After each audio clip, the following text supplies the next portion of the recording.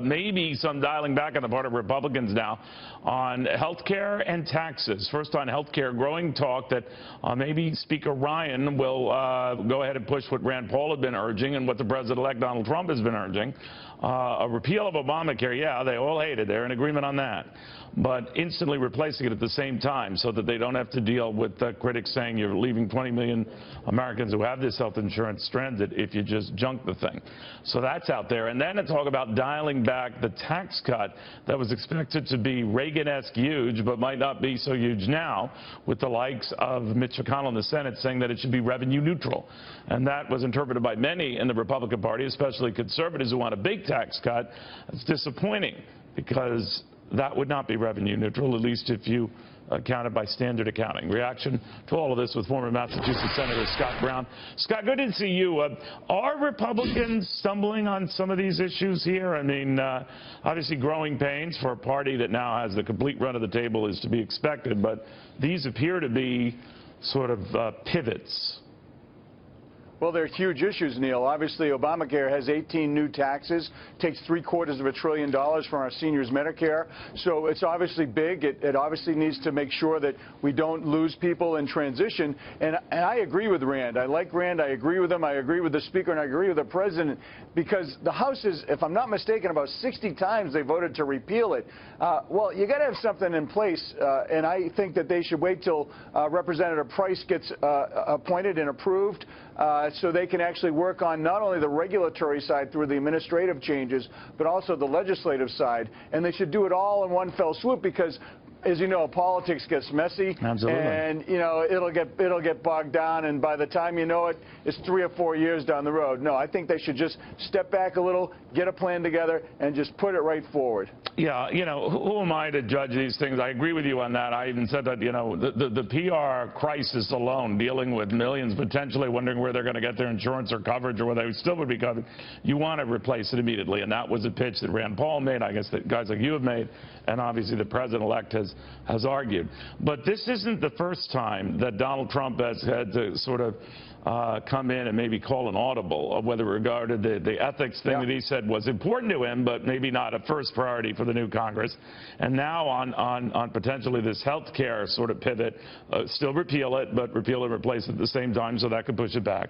And then, as I told you in the beginning here, to talk about this tax cut, that it might not, and that simply is my interpretation, Scott, I could be very wrong, but that it might not be that big after all. And I'm wondering if Republicans are in a little bit of disarray here.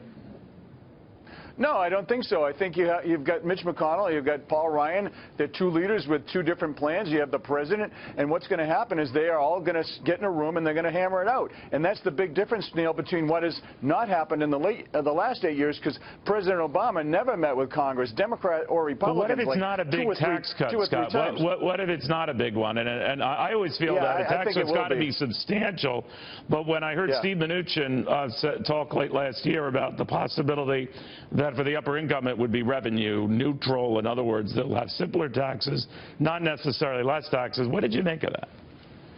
Well, I think it's appropriate to simplify the tax code, and you know, I think it's also appropriate to look at every deduction or so-called loophole, as the Democrats talk about it, and actually update the tax code to make sure it's easier to understand and also easier to maximize our tax revenues coming into the federal government. But when you're looking at the different proposals, I think you're going to get a very bold, especially, as you know, his advisors on, you know, you've had them on your show many times, who are behind the scenes advising him on these very important tax issues. I think it's going to be bold. I think you're going to repatriate all that offshore money. I think you're going to lower corporate tax rates between 15% to 20%, and then I think you're going to go right after individual rates, lowering and simplifying that tax code so people think that they have a piece of the pie, that they're playing on a level playing field, and we can actually stimulate the economy and get government out of our lives.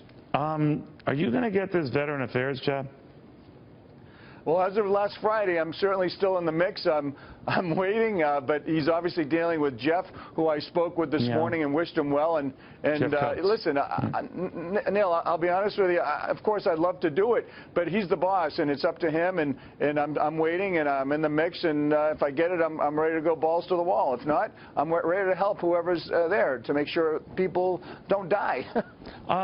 Did you get worried when you saw what happened to the likes of Rudy Giuliani and Newt Gingrich, and you go to Chris Christie, people who gave their heart and soul for this candidate race, and they all got passed up for jobs, and that the same could happen to you? That's a big thank you, right? You know what, Neil? I said it on your show. My only mission was to make sure that we got a Republican president, a Republican House, and a Republican Senate. And I worked my tail off for those senators and the president. And I love my job at Fox. I love helping other candidates. So it's not that big of a deal, okay? Okay. Well, you just seem to be arguing a lot. All right. Scott Brown, I'm only kidding. Very good having you. We'll have more after this. Sorry, Neil.